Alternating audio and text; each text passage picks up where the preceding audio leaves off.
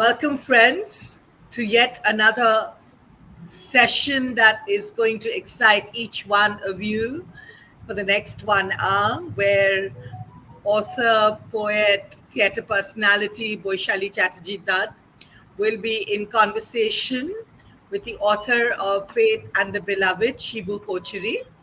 So, without further ado, I will quickly introduce them and then I will hand it over to Baisali to take the evening forward.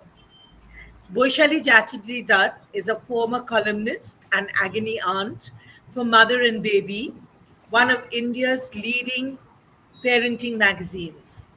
She has also compiled and edited 2 volumes of Chicken Soup for the Indian Soul series, namely the ones on friendship and brothers and sisters, while also contributing to 10 of their other titles. She has written Sharbari Datta, the Design Diva, a biography on one of Calcutta's leading luminaries in the fashion world, published by Niyogi Books. Her book, Three is a Lonely Number, is a novella in verse. Baisali's poetry has been published in various anthologies and magazines, print as well as online, nationally as well as internationally. Veils, Shackles and Halos, for Rhinoceros in a Shrinking World, Algebra of Owls, Femina, The Asian Age, Panopoly, Drabble, Isolocation, the Kali Project, and Sahitya Akademi's Modern English Poetry by Younger Indians, to name a few. Baisali's other great passion is theatre. She has performed with some of the country's top English theatre groups. Currently, Baisali is the drama teacher at Sri Academy, Kolkata. Born in New York, schooled in Bangalore, with college in Delhi, Baisali Chatterjee Dutt now lives in Kolkata with her family. She has an MA in French from Jawaharlal Nehru University. Thank you, Baisali, for coming on board Readers Thanks, and Mona. Writers Club page. And Always a I can't pleasure. tell you how excited I am to hear you as the moderator for this session. And Looking all the forward. best for your future endeavors. Thank you so much, Mona. Always a pleasure. Most welcome.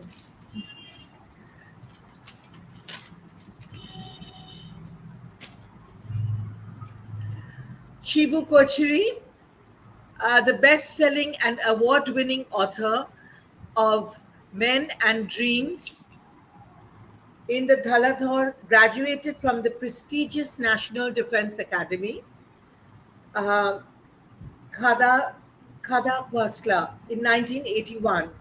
He has served in the Indian Navy and commanded 2 warships. Post his retirement, he has executed hydroelectric projects in the Kaveri River Basin in Karnataka, the Beas River Basin in Himachal, and Teesta River Basin in Sikkim. He holds a postgraduate degree in defense studies from Chennai University and an MA in English literature from Pune University. Shibu has changed tack from the snow clad mountains to the blue oceans and has been associated with the setting up of a shipping company in India. Faith and Beloved is his second book. Many of the characters in the novel are inspired from those whom he has encountered during his extensive travels. Shibu was born in Kochi, Kangrapati, and now lives in Bangalore with his wife and daughter.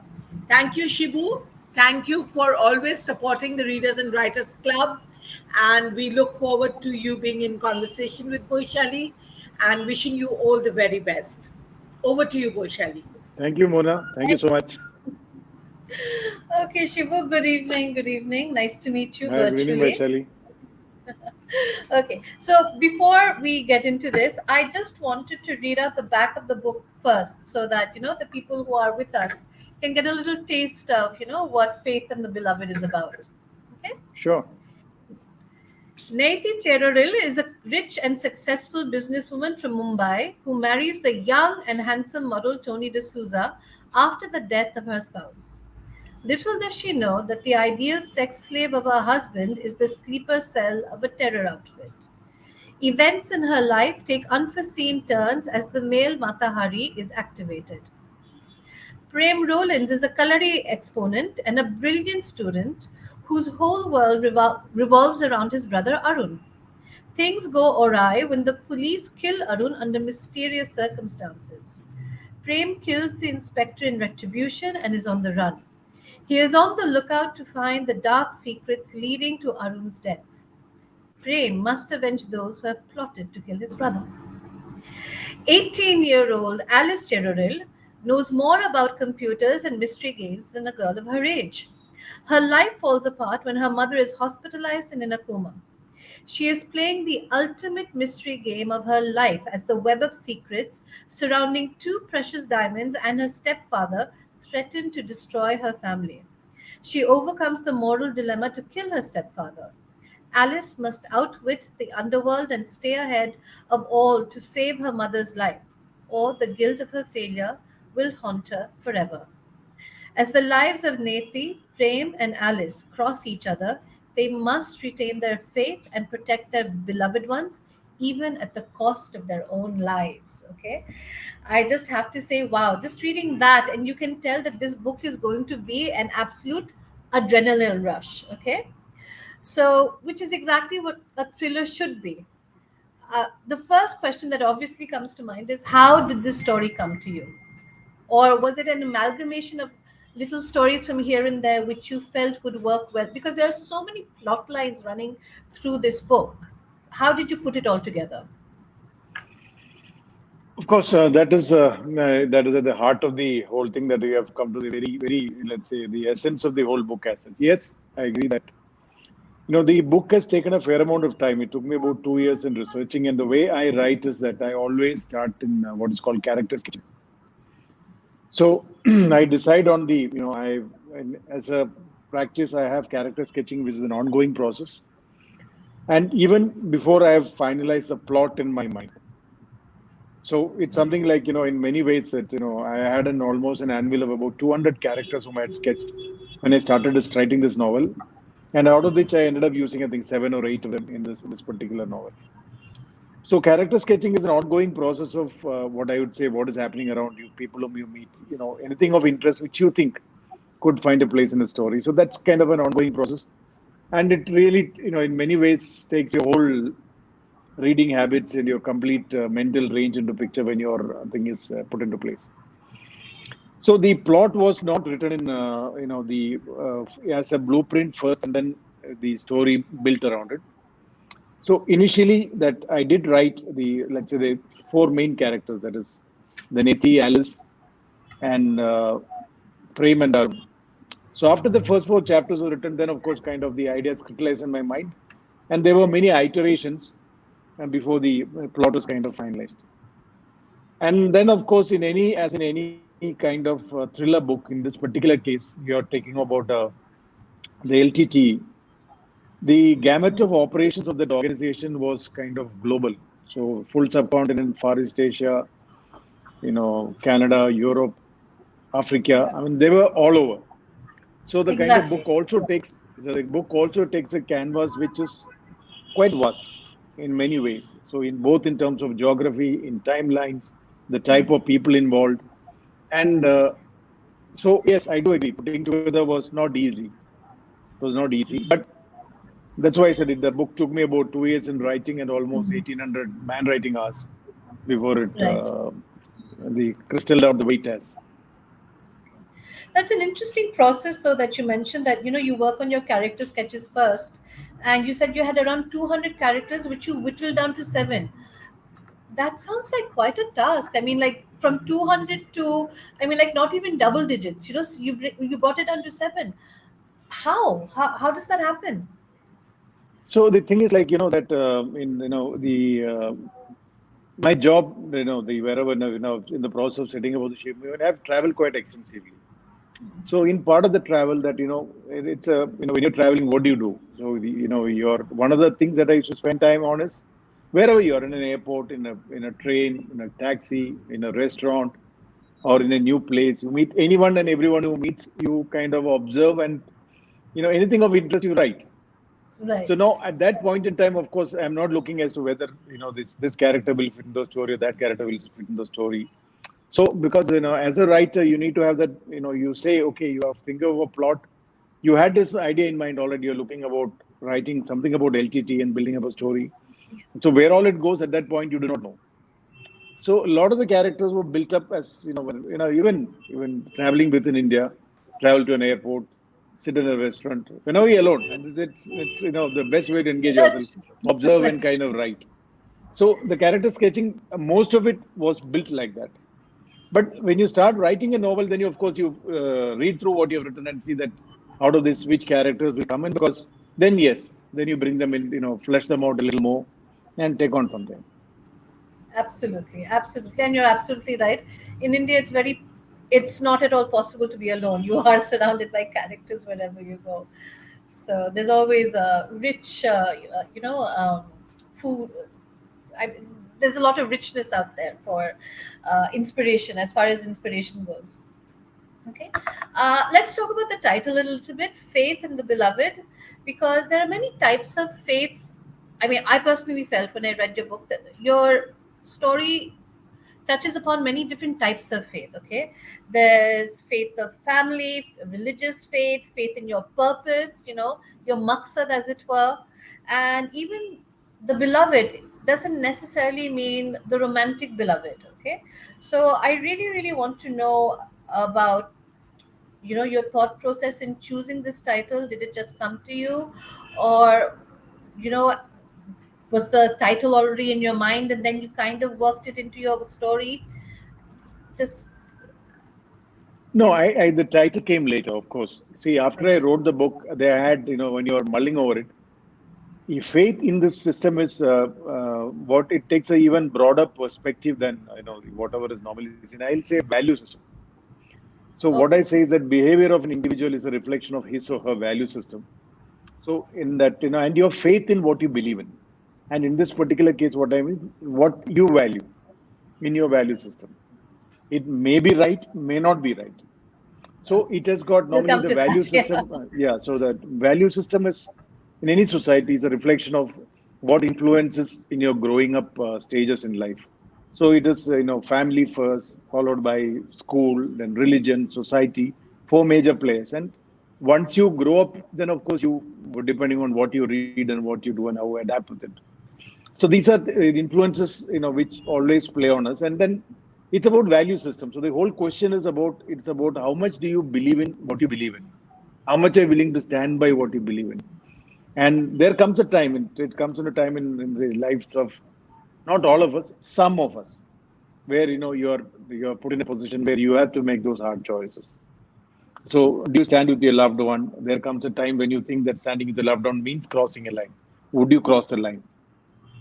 So there are no clear cut answers for this. So I've tried not to be judgmental, but at the same time, I'm sure, the characters are not in black and white, they're all in gray. So the readers have to, find for themselves as to whether to, it's a, do they go with their actions or do not go with their actions.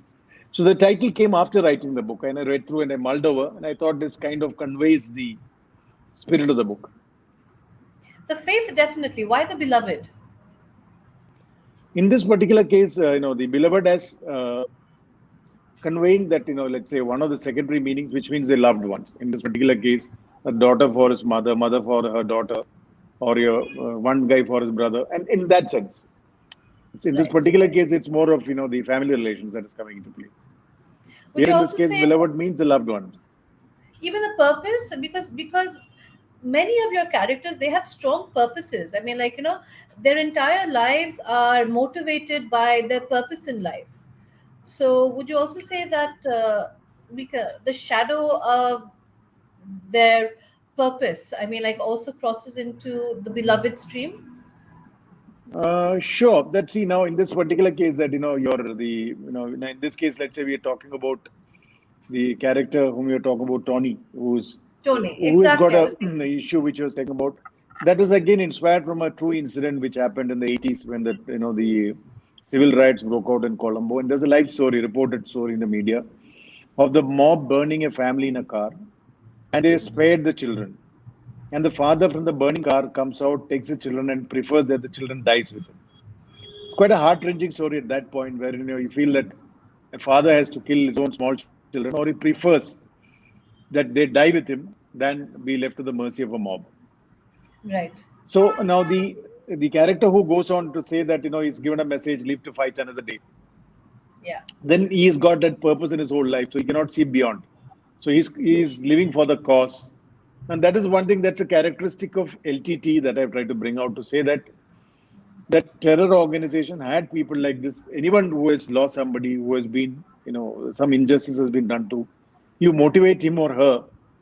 Then you had that what they had brought into practice, that they were the ones who kind of streamlined and organized suicide terrorism in the world. Yes. It was one small girl blew up our ex-prime minister. They could motivate hundreds of them, thousands of them, to say that it's better to die for your cause than live under subjugation. So that is carrying things to an extreme limit. So therefore, Yeah. yes, in that particular case, if you take that that he's got a cause which is very strong, and if his love for the cause is the second one, then Yeah. yes, that It did come symbolically across even as that that. comes That the into picture. beloved, Yes, for Tony, his beloved definitely seemed to be the cause. So yes, I mean, he was literally willing to die for it after all, right? So yes, yeah, yes. and that's what they say. You will die for love. So, and this was his love in that sense. Okay. Now, as you yourself mentioned, and I was nodding away furiously, your characters are not black and white, which is just a slice of life, really, because I mean, like, nobody's really fully black or fully white. Okay, but even the moral compass of your characters doesn't really point due north. So what I wanted to know was, what was it like, what was your process in bringing these characters to life? Because like I said, they're not black and white. Their moral compass doesn't point due north. Okay, yet sometimes you can't help but feel for their cause, or why they're behaving a certain way. But it's not like you can love any of them wholeheartedly either. True, I agree with you on that. The process of my writing is that I decide on a character, and it takes a fair amount of time and fair amount of research before you can get into the shoes of the character. Because if you see the characters on one end, you've got somebody like Tony who's waiting for a cause and is part of a terror outfit. And the other side, you got an IIT, IIM lady who comes from a rich family and who's on the top of the world circle. Then you got another girl who's studying in again top end school. So that's two of them are from one end of the society. And the other side, Exactly. you got let's say the brothers who are coming from the bottom end of the society, the caste oppressed, the people who have been pushed down. And then there is the Thakur and others of various shades. So the spectrum is quite vast. So one of the challenges that I did face was that when you write a character, you try to get into the shoes of the character, and that's the way I write. So it takes me a fair amount of time to get into the shoes of the character, do a fair amount of background research, and then once you think that you're fitting into the shoes of the character, then you try to be that character and then write what he or she feels and does. And when you're writing, there is no lines drawn as to what is right, where is the compass, what is wrong. It doesn't work like that. You write with what you think that character that you built will do in that the way the scenario set up. So that this compass comes in only, of course, with the editor. Honestly, that the True. when you True. because I you mean, cannot write otherwise. no, that's true. I mean, like, there's artistic liberty, okay, but there's also artistic responsibility. So, Of course, I yeah. know that I accept that means so every word written there is by the author, so you're accountable for what is written, good or bad, whatever it is. But I'm just saying that as a process of writing, it's you have to be confident and have clarity in what you're doing. That without that you cannot write No, because that's true. the process of eliminating and negativing in writing doesn't work. If you say my writing should not be that, should not be this, that is no answer. You cannot write. So writing is always you have clarity in this is the character, that I've gotten the shoes of the character. I'm confident. I think I understood. I'll write. So in that writing, I do agree. I do agree. This has been pointed out to me by a number of people to say that the traditional sense of the moral compass of the society, many of them are, beyond three standard deviations in their conduct on the many of the Yes. occasions. I agree. But then the whole question is, I also say that, I just to say this, you may be aware there's a case of a lady by name Tabassum who's been sentenced to be hung to death. She's the first woman to be sentenced to death in the independent history of India. She's a double postgraduate from, Uttar Pradesh. She was the only daughter of a family, and she killed her parents, two brothers, two sister-in-law, and a small child, all because the family opposed her love affair with a, whatever school dropout student. So, and that too by sedating them, then and axing them to death. So when this story came about in 2019, I didn't believe. I said, any story coming from Uttar Pradesh, first thing is you say that it is, it's being fixed, it's rigged, that poor You girl is take being it with a fixed. pinch of salt. Yes. And Yes. you normally associate this kind of vicious behavior with men. I mean, toxicity, you never associate with women, never, not to this extent. So, but then as the story unfolded in the media, it has gone out of, circuit, now that's only now the factors that people are taking observation because she has put a mercy petition. But it has come about very clearly that she had decided that, killing her parents, and she was willing to kill her parents and her brothers and sisters-in-law and a small child, all for the what she thought was her love for living with somebody whom we chose. No, this is something which is unheard of. It never happens. And in Indian society, generally women are held in respect in these matters. All stupid things are done by men. Women don't do it. This kind of, criminal activities. But there is one case which is done. So when you talk about deviations and variations, that it comes with a lot of questions. So, I remember Simla, I do not know the time when, when Amrita Singh married Saif Ali Khan. He was good about 10, 12 years younger to her. That time. There was a lot of talk in the media at that time on, this does this work? Well, in that particular case, it worked for some time. It didn't work after that. Well, you're not here to sit on judgment, but these are events which do happen. But is it as per the standard norms of society? It is not. So many of these incidents, when you talk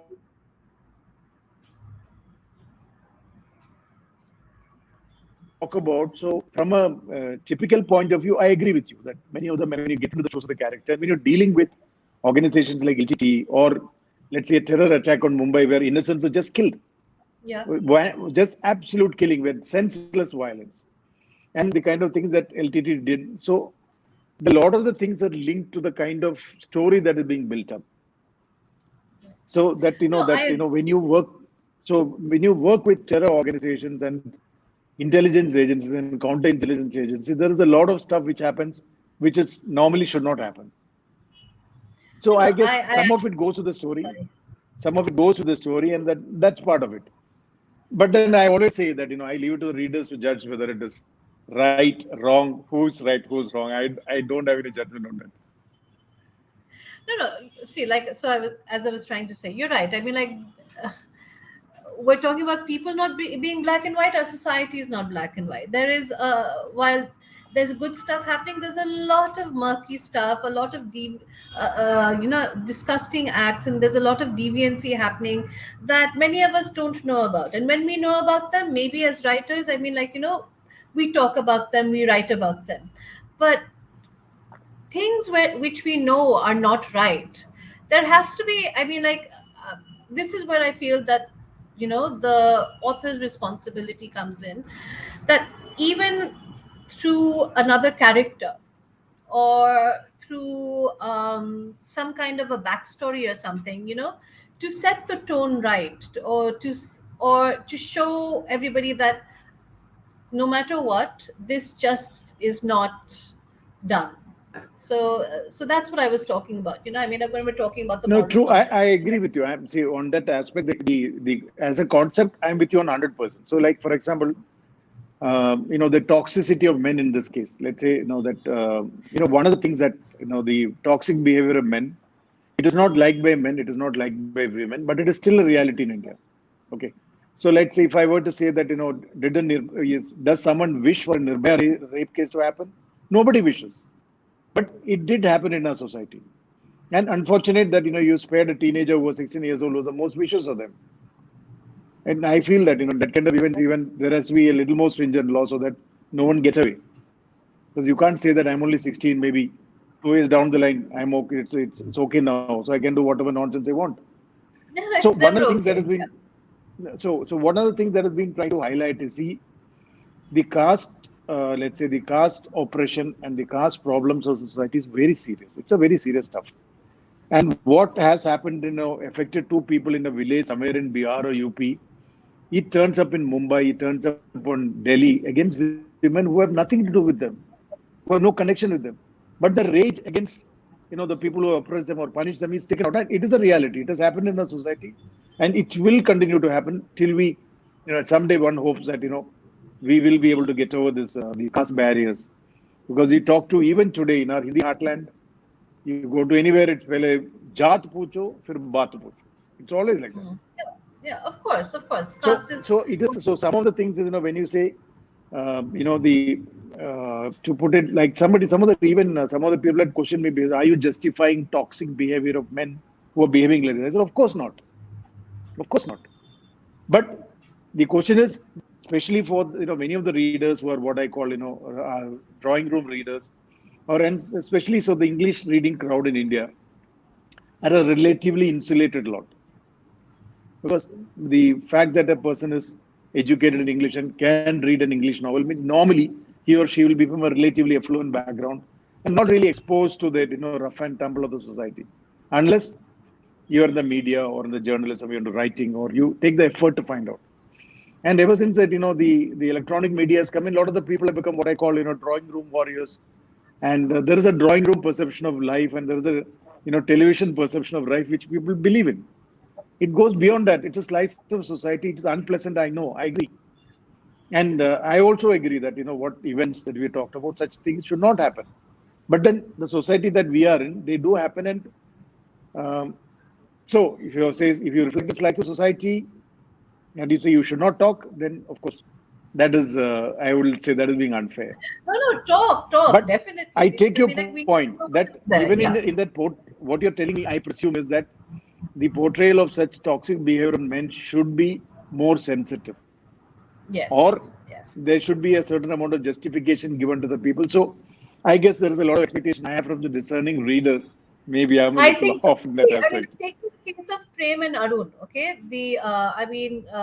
Arun, I mean, like, Arun's toxicity, I mean, like, he can be the bad egg, definitely. I mean, like, and it's not like I'm saying that you even need to justify Arun, okay? Let him be the bad example. It was very, to me, it was very shocking that Prem also followed in his footsteps.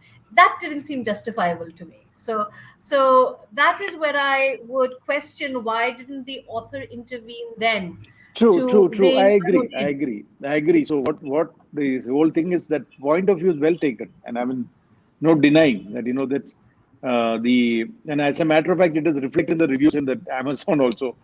It's like people either loved it or hated it. There are a number of reviewers who have said, you have not been sensitive. Even on Amazon, they've said so, that this kind of portrayal is not correct. I said, okay, boss, I'm sorry. This is just a slice of society. Don't take it personal. I don't subscribe to that view. I do not subscribe. I mean, I do not subscribe to toxic behavior of men, nor do I, subscribe to that, this kind of behavior as a justification. No. But I also am sensitizing people. See, even the new generation, when they're playing video games, even there they can be hacked and tracked and, harassed. So the Of basic, course. one of some of the aspects is that, the whilst, even today, even in the 21st century, we have not been able to break the caste shackles, Mandal Commission, come what may, whatever. You still read about Dalits being oppressed. They're being, harassed and hounded and killed almost on a regular basis in the media. And nothing seems to have changed, or not enough seems to have changed. I'll not say nothing, that'll be unfair, I agree with you. but not enough seems to have changed.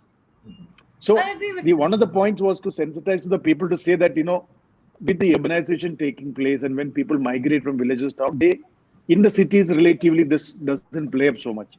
In the cities, the caste equation doesn't play up so much, but You can, like people say, you can take a man out of the jungle, but you cannot take the jungle out of him. So the people who have been oppressed or have been victims at some point, when they get an opportunity, they take it out on people who have nothing to do with them, who are no way connected. So it's also to sensitize people. You're only looking at one aspect. Also, you said you need to address other aspect also. Of The course. social evils of the society is the root cause of many of the evils. I So, but absolutely agree I with say you. I go with what you're saying. Yes, if as a Okay. reader you feel that it is not portrayed sensitively enough, definitely. No, I agree with you. I agree with you, especially in us in our country. There's still a lot of work that needs to be done as far as caste goes and as far as gender goes. So, and of course, I mean, I think that is definitely one of the jobs of a writer, to hold a mirror up to society and to show society that this is what is wrong and this is what needs to change. And let's just get off our backside and start making the change. So definitely, and writing is part of that process. I mean, like, because writers do, I really really do believe, hold a huge big mirror to society. Anyway, let's just move on from this part and go on and talk about your earlier book, your first book, which was Men and Dreams in the Dhauladar. Okay, which for the benefit of our viewers, it was about a hydel project in the Himalayas. Okay, and now, there are a lot of definite commonalities with both these books, I personally feel. So, I was just wondering whether you would like to tell us about that, because whether it's terror or whether it's again, I mean, like, fighting for a goal, there are a lot of common, even though the storylines might be very, very different, but so I wanted to Yeah, know yeah. what You your see, thought process the thing was. about the thing is, one of the things is that the first book when I wrote, that was, it took me 4 years, and there's a fair amount of research to write about, what you see that the what do I call the cultural aspects and life in that place, Right. and second, it was a deliberate effort to tell the story of workers in a hydro project site, which I've never read it before, and I don't think it's available. Nobody has done that kind of effort. So I thought it should be written. So one part of the effort was to bring out as to how life moves and how much very ordinary mortals, how they risk their life so that your dams come up or whatever your projects come up. So that one part of the story is deliberately, and then related to that, telling the story of the villages. Along with that, now is also the unfortunate part is ever since the Soviet occupation of Afghanistan in '79 and when they vacated in '89, we had a system of, for whatever reason, right or wrong, the Americans mobilized jihadis to fight the Russians. The cheap way of doing it, then spending American lives. So okay, but then they organized them to such a level that the ISI, which was what I call just a non, not even non, what do I say, not even a counted intelligence agency before 1979. In that Right. span of 10 years, they brought it to number three or questionably number four. That means CIA, KGB, Mossad, followed by ISI. And many areas they were ahead of KGB, depending on the connections. No, it's a Right. huge jump which they got. Huge jump because the complete intelligence operations and intelligence backup of the United States was put in to train the Pakistanis because they in turn had to train all the jihadis to do whatever they had to do. Right. So now the question is, you created such a fabulous intelligence agency and they've really put it to use. So just, to give a perspective on why the writing comes from us. See, when the Russians, the concept of communism came into being, and Stalin, when he came to power, he built this agency called KGB. And KGB was the one which was spreading communism, taking over governments, and killing. Even Trotsky was killed when he was in States by one of the KGB agents. He Exactly. Yes. started that Of course. the serious the underworld, the or espionage stuff. The Americans did not fight KGB with the army; they created CIA. So then on, from then onwards, from 1945 onwards till the collapse of the Soviet Union, this was an ongoing Cold War between the two sides, and you talk about anyway this all this KGB on one side, CIA on the other side. So going on and on. So there was a balancing factor. Now, with the collapse of the Soviet Union, the KGB went out, CIA still stands there, and they brought in another monster called the ISI. So one of the Yes. things that I was trying to sensitize our people today is that unfortunately for us, after 89, all that what the Americans taught them, they're using it against India. So you find them trying to infiltrate into our dams, they're infiltrating into our universities, infiltrating into every walk of our life. And ISI is notorious and they're famous for using their women. That, I mean, to the extent that, that the ISI never fight them directly, they all use their women to fight. It's not like ISIS where they send some suicide bomb or something like that. ISI is always, they're experts at using the women to get the job done. And they believe it's very easy, much easier than trying to, men fighting the way out. It is, the honey trap is a preferred method. And they come about with, with this. So this in our subcontinent has been a reality since, and a very serious reality since the 90s onwards.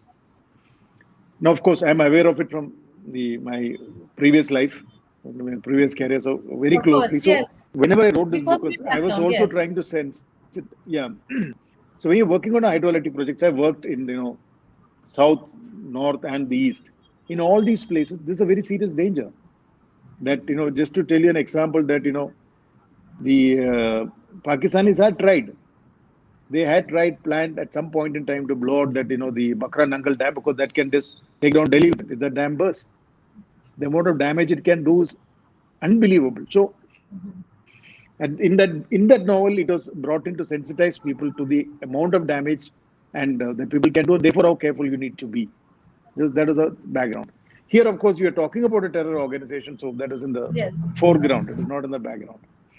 Not at Yes, all. there is, that is definitely there, and unfortunately for us, and it stays even today. That even demonetization, which I've talked about in this book, more than what happened to us, it is what they have got hit harder.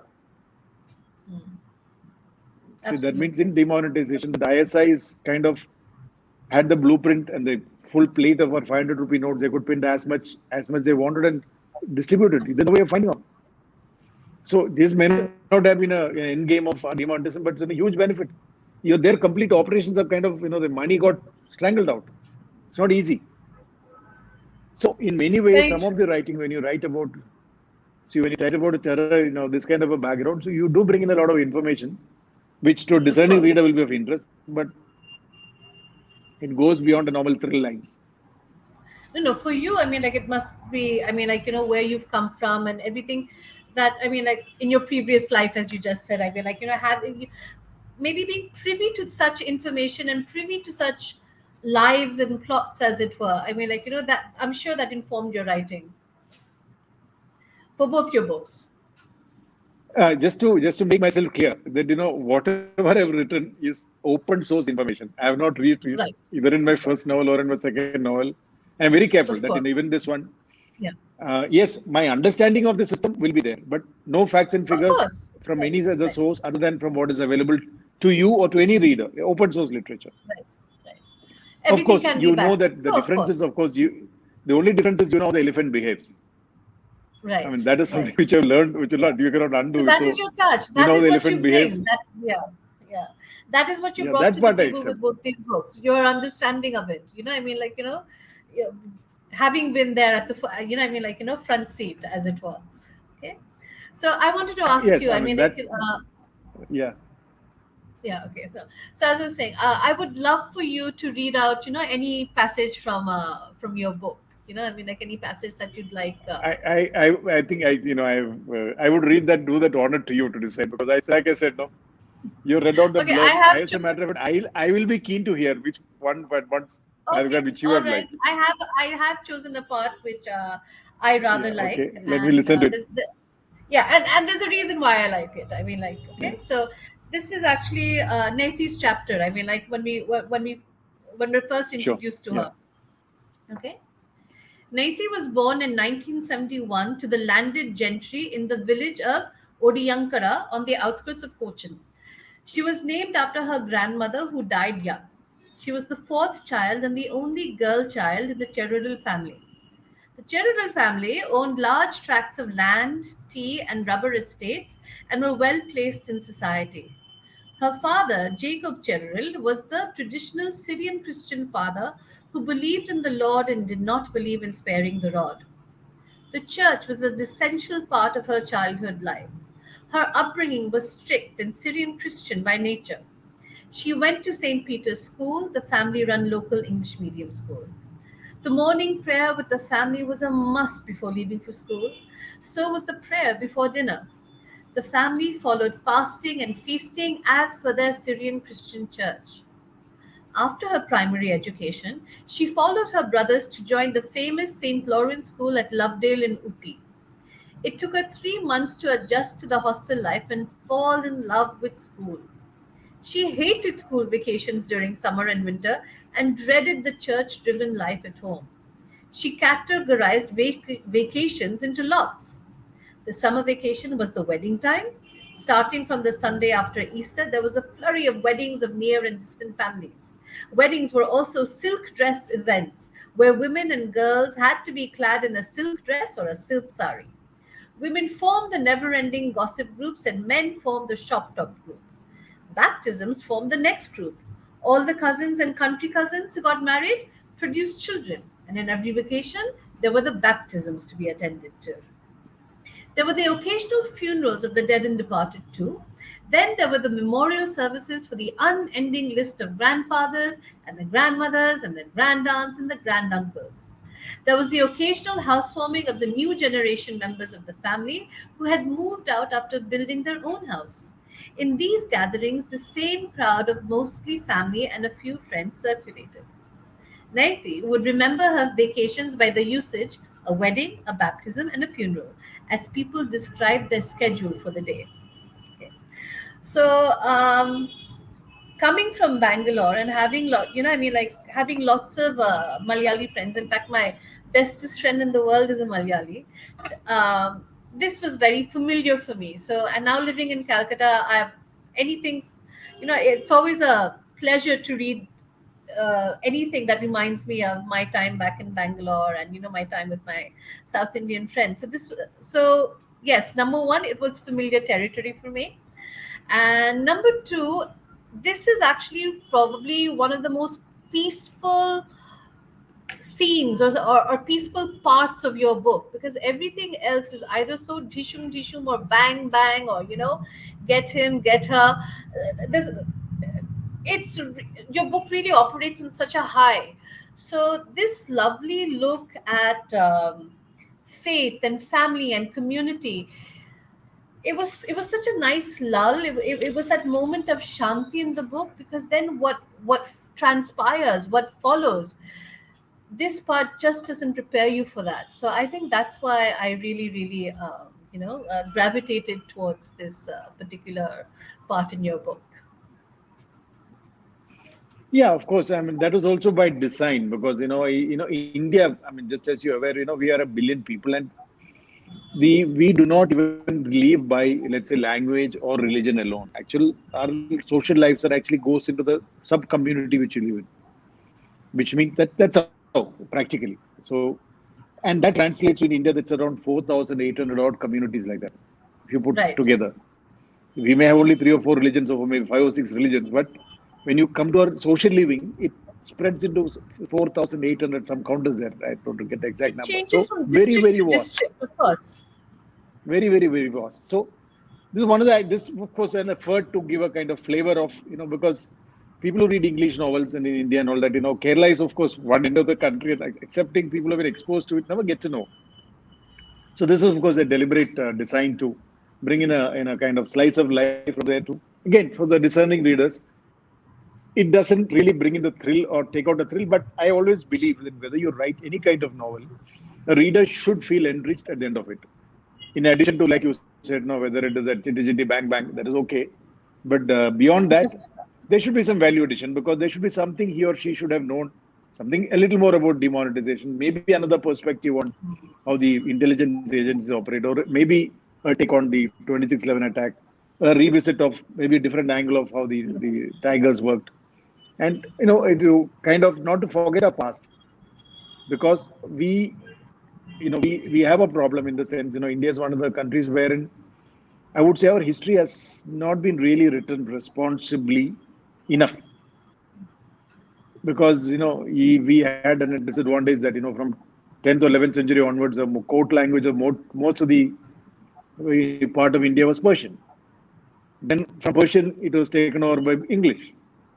So now some part of the history is written by the Persian writers, some of it is written by English writers. Sanskrit as a code language, which was our original, the kind of thing. I mean, after Kalidas and maybe, Sanskrit is the liturgic language of Buddhists, Jains, and all the Hindu religions. But that richness of the language which we had when we talk about Kalidasa and Samasyas and all that kind of went underground from beyond our 6th, 7th century. We don't have the richness. The spoken Hindi which we are trying to build up later on. So the one of the parts is what I say that when you read history, and especially one of the disadvantage for India is that our education system of the elite is in English, and English is a foreign language to us. However well we speak, it is still a foreign language, and majority of a lot of stuff which has been written is written by the Western authors. Now, like to give you a perception, someone is Alexander the Great. When I say if Alexander the Great, why don't you call Timur the Great, Genghis Khan the Great? Because Alexander, what he did was took an army and kept killing and plundering from Greece to reach India and killed maybe a million people and went back. That's the same thing what Timur did. That's the same thing what Genghis Khan did. You don't call them great. Because this is written by a Western pen. So that guy is great. So you History is get into written by the perceptions. A lot of the victor. time, Of course. yeah. So, someone says, Amerigo Vespucci discovered America in some 1400 something. There were 10 million red Indians living there. What is there to discover? Then I would say that Europeans invaded America and whatever the date is when Amerigo Vespucci started invasion of America. You killed a whole lot of 10 million red Indians to take over that place. So the way history is written, it is for us to be discerning. And one of the efforts in this has been deliberately to bring in, and that has been there, will always be there in all my writing. It is there in my previous book. It is there in this book. It will be there in my future writings also. Because I believe that, it's for us, as Indians, we need to be discerning enough to know, to read and understand where the truth lies. Because there are too many people who write too many things. That's one extreme to other extreme. And depending on which newspaper you read, truth lies on one side. Change the newspaper, truth shifts into the other side of the center line. So I guess this has been one of the effort I'm saying to give a perspective to the writers to sensitize them, not to believe everything they read, but you need to apply your mind and be discerning. That's required. Now, speaking about other books that you will write, are you working on anything right now? As of now, no. I will start my next book in the next year. That's my target. So there's still kind of, a lot of things that, as I said, character sketching is an ongoing process. And that, of course, COVID has put a lot of restrictions. But even with all that, character sketching still goes on. Do you gravitate and India is a towards billion people. No, I was saying, do you gravitate towards a certain type of genre, whether for your writing or whether for your reading? Fiction reading, I have stopped in 2009 when I have started writing. That was a deliberate choice because I did not want what I'm reading to influence my writing. So, in that sense, I'm handicapped because I've been out of date for last 10 years. I have not read the books of what is happening books, but that's a price I'm willing to pay. And till I complete the next book, I will not start be reading fiction. That is my choice to establish a style of writing that is Shibu. And when people write, you feel that, okay, good or bad, but it is, you Google it, you should not get somebody else's name on it. So that has been the effort. So the first style of writing, the first book was primarily focused on that classical style of writing with a mix of technical fiction and, kind of thriller in the background. What I would call traditional, the book of rice kind of writing. This book was by design a crime thriller. The third book will be a little different. I have not really finalized. I wanted to check out genres and then settle down. Right. So, and do you have you told us about how you first work on your characters and then, the plot works itself in. But when you finally start writing, do you have a process that you follow? Of course. See, the normal process, there are 2-3 things that I do in practical sense. See, the initial process of character sketching is an ongoing thing. But when you decide to sit down to write, one, then it has to be an intense process of writing because it's very difficult to contain so many characters and stretch it beyond a certain time. So one that the first process of writing will be intense, where you try to get into one character, then you must finish that story. Very difficult to Okay. get into that character again second time. So once you're in that one character, you write 1, 2, 3 days or week, whatever it takes. Finish one character, then get into second, three, four. Then you make a pause. Then of course I have a kind of whiteboard wherein you see which character, what date, where he is, where she is, and what are the events. Because when you're writing with character sketching and your plot, what you have in mind, and as it starts fleshing out, there will be some shortcomings. And that's always the editor will ask you, tell me the timeline, who's where, which date is this chapter, which date is that chapter. And the book is non-linear narration. So the first chapter is 21st century, second chapter maybe. The introduction of the book is in 1930s, and that first chapter starts off in 21st century, then it goes back to 20th century. So when you're playing with time, The place, timelines. and geography, of course you need to be very careful of that. So the process of writing is one that you have your first you decided on which are the characters, and then you take out the main characters, and you have some event in mind. Then you write. Then you have a kind of whiteboard where you say these are the characters. Now this is the event you have in mind. Where are the other characters? You see where they should fit in. Then you start writing them. Then you start do what I call an iteration, where you start threading them through. So there'll be a lot of iteration which takes place after you finish your first round, wherein okay, you know that this guy is here, that guy is here, and there's always a challenge that once you define a character in the beginning, sometimes it does happen that you want the character to do something differently because it doesn't suit your environment. Because you defined a character, this is how he or she is supposed to be, but now at some point you want it to be different. No, that cannot be.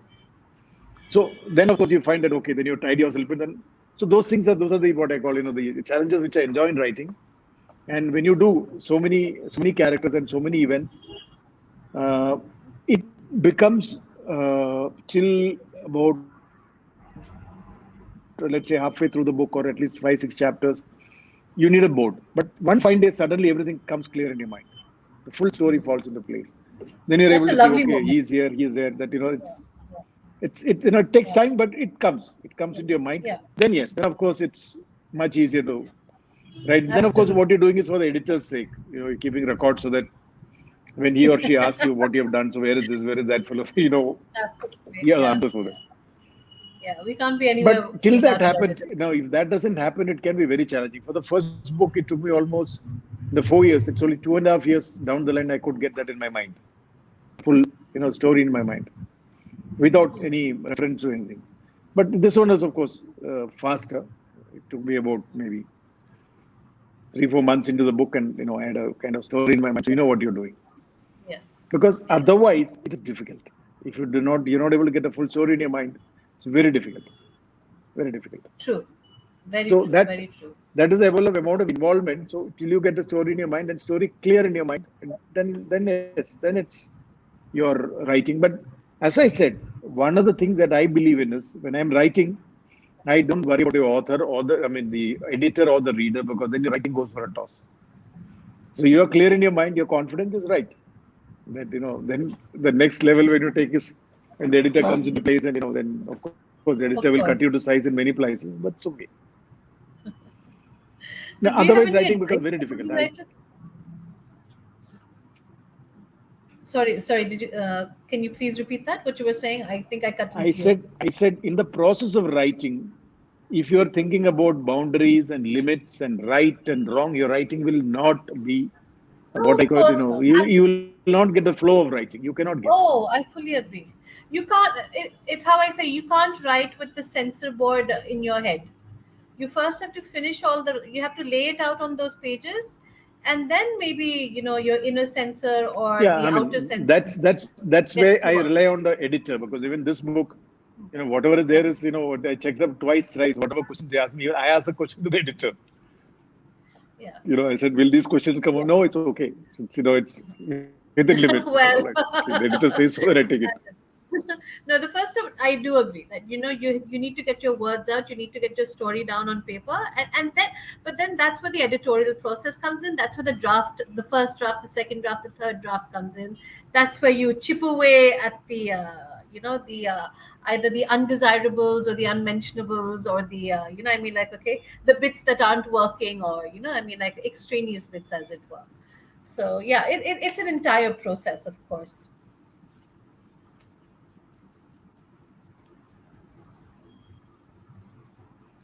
Yeah, I um mean, I suppose that's right. how it is. I mean, it's. Yeah. Uh, so we're almost running out of time. I just wanted to know, do you have any advice for budding writers? Observe and write. I mean, writing is all about power of observation, because it takes, because I keep telling people, so you cannot create people out of thin air. You look at real people, even in these characters. While I say I've inspired, nowhere am I saying it's a copy paste of one or the other. So it's like that. So then I'd say, it's always about power of observation. Observe, write, then move forward. Very true, very true. But where does one get the stories from? The people are there, as you said. India is a country of X billion people, so the people are there. Yeah, Where are the stories? story, million stories. The stories never in short supply. Exactly, The question exactly. is which one you want to Because pen each and how much you person want to can take have a it. story. Very true, very true. Okay. Thank you so much, Shibu. It was delightful talking to you, and all the best for Thank you, all your Baisali. books. My pleasure. Pleasure. Thank you so much, Boishali and Shibu. We thoroughly enjoyed the session. We learned a lot. Boishali, you were amazing as a moderator. Shibu, of course, you're such a good speaker. And we wish both of you the very best in all your endeavors. And Shibu, we are really looking forward to you starting your next book, which, as you said, is going to be next year. So, all the very best. Thank you so much. Thank, I'm sure our viewers had a good time, and a very good evening to both of you. Thank you so much. Thank thank you, you Mona. Thank you so so much, much. Mona. Thank you, Mona. Take care, Shibu. Thank you. Thank you.